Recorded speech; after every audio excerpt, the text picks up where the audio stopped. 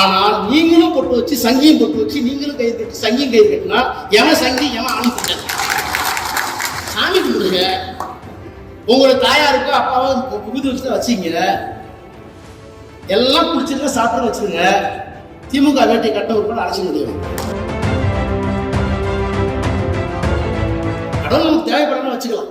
அதனால சொல்றேன், தயப்படி மாணவனையாச்சும் பொட்டை எடுங்க.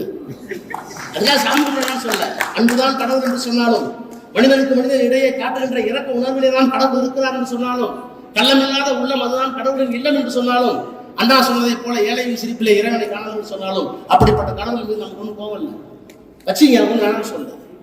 ஆனால் நீங்களும் பொட்டு வச்சு சங்கியும் பொட்டு வச்சு நீங்களும் கை கட்டி சங்கியும் கை கட்டினா எவன் சங்கி எவன் அனுப்பிட்ட எனவேதான் சொல்றேன், சாமி கும்பிடுங்க.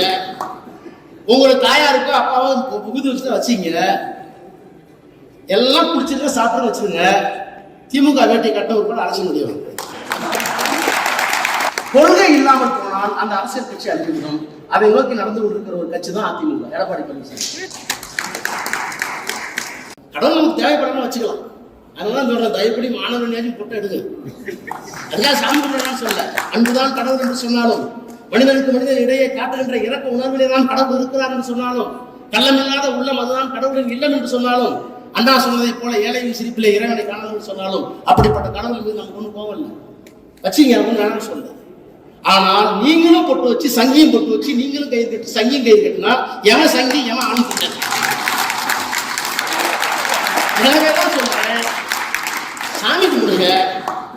உங்களோட தாயாருக்கோ அப்பாவோ புகுது வச்சு வச்சுங்க, எல்லாம் குடிச்சிருக்க சாப்பிட வச்சுருங்க. திமுக வேட்டை கட்ட உட்பட அழைச்ச முடியும். கொள்கை இல்லாமல் போனால் அந்த அரசியல் கட்சி அழிந்துவிடும். அதை நோக்கி நடந்து கொண்டிருக்கிற ஒரு கட்சி தான் அதிமுக, எடப்பாடி பழனிசாமி.